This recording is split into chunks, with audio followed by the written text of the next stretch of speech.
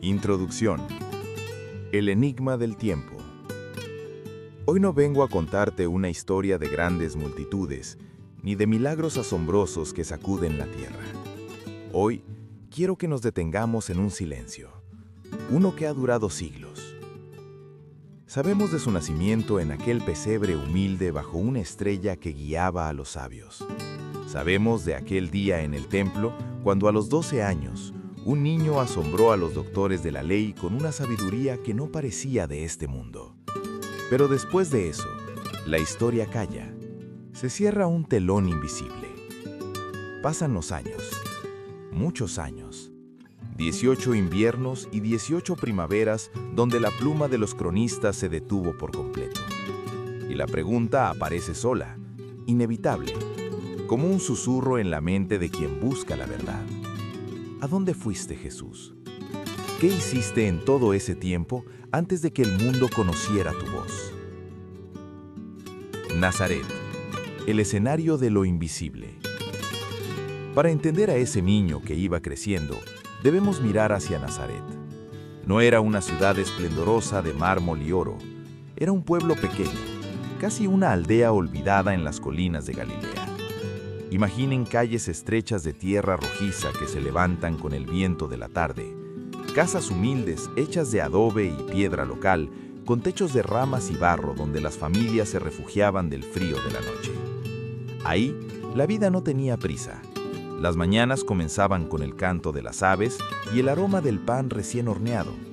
Las tardes traían un viento suave que refrescaba los olivos, y las noches eran un manto de estrellas donde se contaban historias antiguas en voz baja. En este escenario, Jesús no era un extraño, era un niño de Nazaret. Un niño que aprendió a caminar sobre esas piedras, que sintió el rigor del sol y que poco a poco fue descubriendo el mundo con ojos puramente humanos. En sus años de infancia, Jesús no vino a impresionar, vino a acompañar el latido de la humanidad. El joven trabajador, el peso de la madera. Al llegar a la adolescencia, el niño dio paso al joven trabajador. Entró al taller de José. Este es un detalle que a menudo olvidamos. Jesús fue un obrero.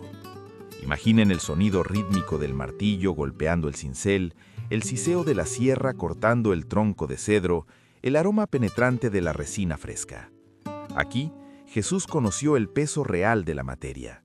Sus manos, las mismas que más tarde bendecirían a los enfermos y multiplicarían los panes, se llenaron primero de callos y de polvo de madera.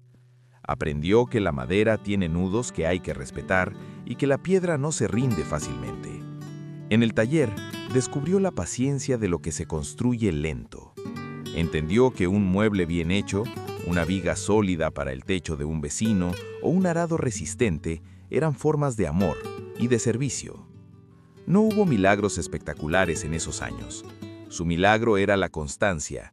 Su prodigio era el esfuerzo diario bajo el sol abrasador. Ahí, entre virutas de madera, Jesús comprendió que la dignidad del hombre se forja en lo cotidiano, en el sudor de la frente y en la honestidad de un trabajo bien terminado. El aprendizaje del corazón humano. ¿Cómo era Jesús en su trato con los demás durante esos años de silencio? Quizás hablaba poco y escuchaba mucho. Se sentaba a la mesa con los vecinos no para dar sermones, sino para compartir el pan y la vida. Vio cómo ama un hombre común, cómo un padre se desvela por el futuro de sus hijos y cómo duele la decepción cuando las cosechas fallan. Sintió en carne propia la prisa de la gente por crecer y la desesperación que a veces nubla el alma cuando la vida se pone difícil. Antes de ser el maestro que enseñaba en las colinas, quiso ser el compañero que caminaba por el barro. Quiso sentir el cansancio en sus propios músculos al final del día para poder decir, con autoridad real, «Vengan a mí los que están cansados». Este proceso de hacerse humano no fue un trámite, fue una elección de amor absoluto. Jesús no fingía ser hombre, Él era hombre. Experimentó el hambre, la sed, el sueño y la profunda soledad que a veces trae el silencio. La preparación invisible y el legado de Etiopía. Mucha gente piensa que esos años fueron tiempo perdido, un espacio en blanco que no sirve para nada. Pero nuestro Padre no tiene apuro. En el reino de Dios, lo que crece bajo tierra es tan importante como lo que florece en la superficie. Nazaret no era un lugar para brillar, era un lugar para esperar. Esos 18 años fueron la preparación invisible del alma, porque el silencio también forma el espíritu. En las largas caminatas por las montañas de Galilea, a solas con el Padre, Jesús fue uniendo su voluntad humana con el propósito divino. Fue allí donde las palabras que un día conmoverían al mundo cobraron su peso real. Como nos enseñan las antiguas tradiciones, incluso aquellas guardadas en los textos sagrados de Etiopía, la preparación del elegido requiere de un tiempo de retiro, de una inmersión total en la creación.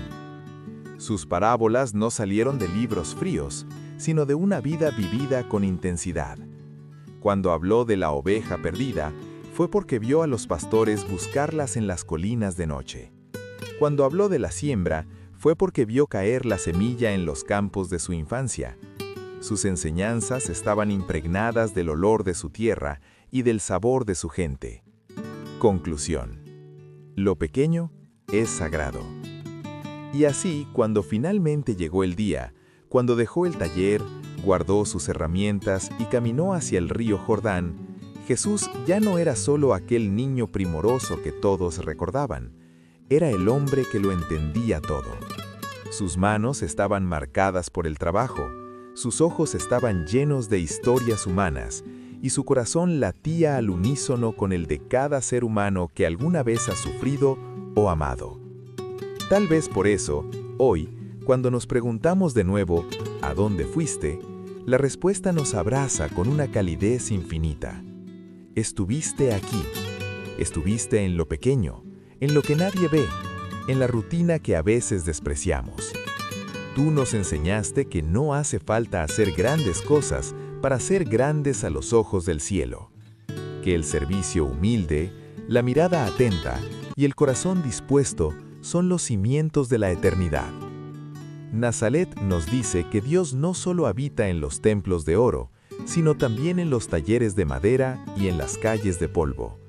Y eso, querido amigo que me escuchas, eso lo cambió todo para siempre.